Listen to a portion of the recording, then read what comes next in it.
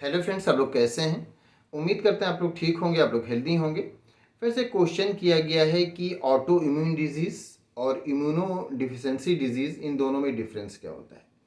तो हम सबसे पहले तो डिजीज़ को समझ लेते हैं कि डिजीज़ कितने टाइप के होते हैं। तो डिजीज़ आप देखेंगे तो आप उसकी दो कैटेगरीज पाएंगे।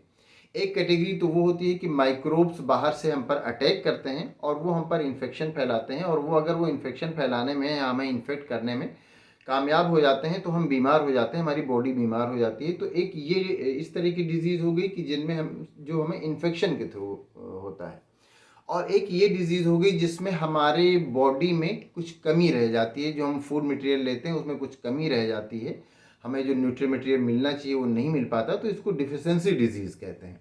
अब आपका क्वेश्चन ये है कि ऑटो इम्यून डिजीज़ और जो इम्यूनो डिफिशिएंसी डिजीज़, इन दोनों में डिफरेंस क्या होता है। तो यहाँ पर हम वो वाली डिजीज़ की बात करते हैं पहले, जो हमें इन्फेक्शन के थ्रू मिलता है।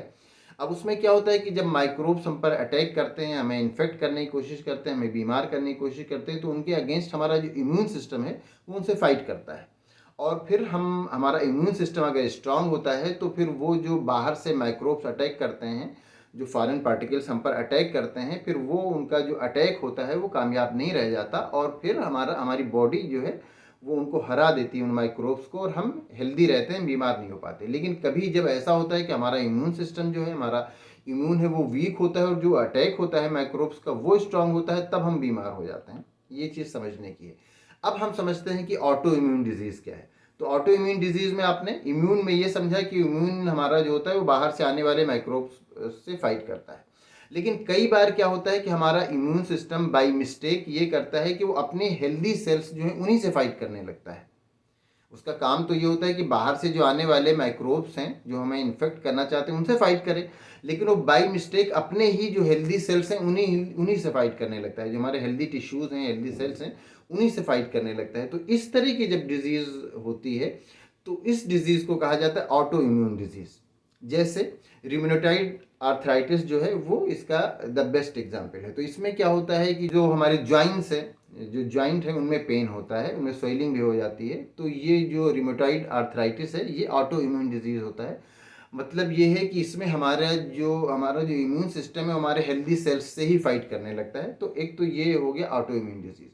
अब आपने दूसरा ये पूछा है कि इम्यूनो डिफिशिएंसी डिजीज़ क्या होता है। तो इम्यूनो डिफिशिएंसी डिजीज़ ये होता है कि हमारा इम्यून सिस्टम, जैसा कि हमने बताया कि बाहर से आने वाले माइक्रोब से फाइट करता है, और जब हमारा इम्यून सिस्टम वीक हो जाता है, वीक रहता है, तो फिर वो माइक्रोब्स जो अटैक करते हैं वो हमें इन्फेक्ट करने में कामयाब हो जाते हैं।